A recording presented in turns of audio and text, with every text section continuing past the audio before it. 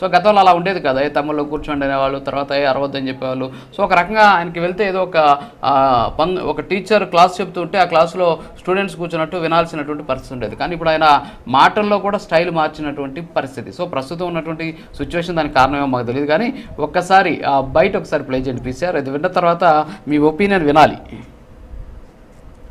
నేను ఒకటే హామీ ఇస్తున్నా, ఇప్పుడే కలెక్టర్తో కూడా మాట్లాడాను. ఈ తీరం మనదే, బోటు మంది, వేట మంది, రాజీ లేదు.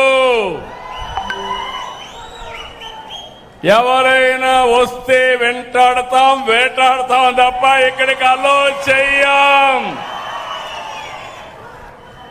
మర్యాదగా చెప్తాం, వాళ్ళు కూడా వినాలి. ఎవరెవరి హక్కులు వాళ్ళు కాపాడుకోవాలి. వాళ్ళ కోసం మన జీవనోపాధి కోల్పోవడం కరెక్ట్ కాదని మరొక్కసారి హామీ ఇస్తున్నా.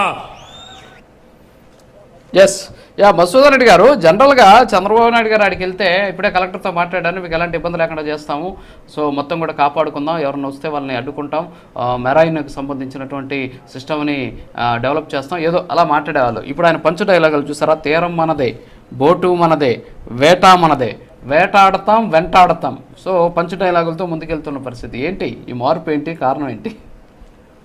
రాజుగారు, ముందుగా మీకు ప్రైమ్ లైన్ టీవీకి వీక్షిస్తున్నటువంటి తెలుగు ప్రజలకి, అదేవిధంగా ప్యానల్లో ఉన్నటువంటి సోదరులు శేషు గారికి, అదే విజయ్ గారికి